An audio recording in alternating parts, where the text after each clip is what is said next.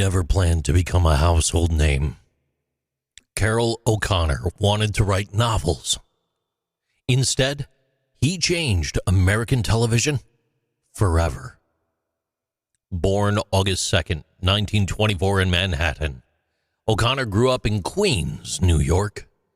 He served in the U.S. Merchant Marine during World War II, primarily as a civilian mariner supporting Allied logistics, and later attended the University of Montana, where he studied English and drama. He also studied Irish literature at University College Dublin, deepening his command of classical storytelling. His voice was gravelly, his manner deliberate, and his mind quick. But for years, he was a stage actor bouncing between small parts on and off Broadway. Then came 1971. That year, CBS took a risk on a new sitcom called All in the Family. O'Connor played Archie Bunker, a working-class, opinionated, often prejudiced, Queens native with a thick accent and a louder mouth. Audiences were stunned. This was not feel-good comedy. This was something else. Raw, unvarnished family conflict with political overtones and generational tension. Created by Norman Lear, the show was adapted from the British sitcom Till Death Us Do Part, but made distinctly American. Its pilot had failed twice before CBS finally aired it. By the end of its first season, All in the Family was the #1 show in America. For 5 straight years, from 1971 to 1976, it held that title. Archie Bunker became a cultural flashpoint. Some viewers saw him as a mirror, others as a warning. The show tackled Vietnam, race, gender, inflation, and Watergate, sometimes within the same episode. O'Connor, an intellectual and political opposite of his character, was careful never to condescend. He played Archie honestly, not as a villain, but as a flawed man shaped by his time. Behind the scenes, O'Connor was relentless about quality. He rewrote scripts, clashed with producers, and protected the show's integrity.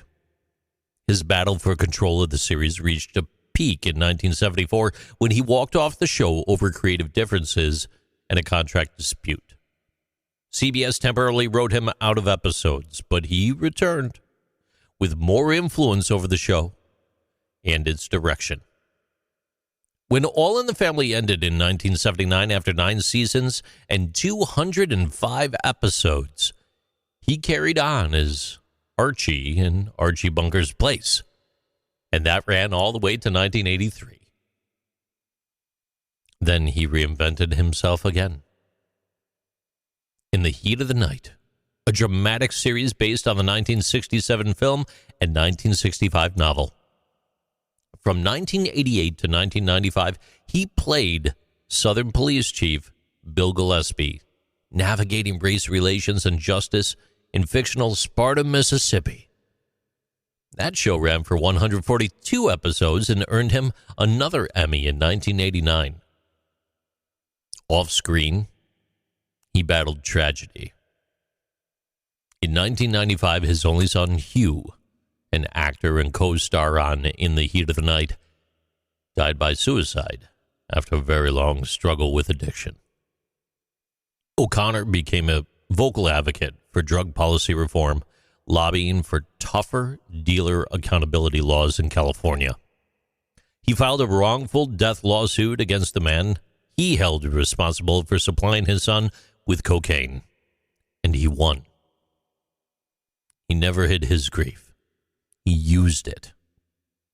In 1997, California enacted legislation informally referred to as the Hugh O'Connor Law, allowing families to sue drug dealers for damages.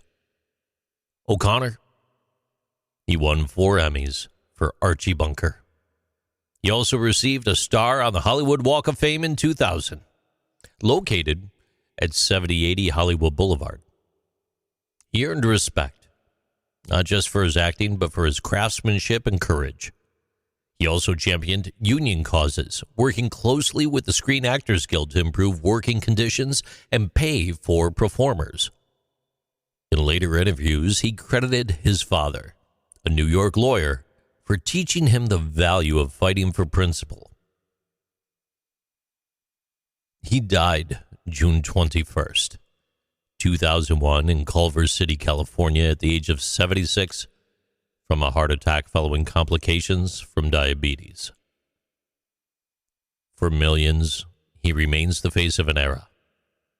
Not because he played a hero, but because he made sure America saw itself. Flaws, arguments, and all. These are Interesting Things with JC.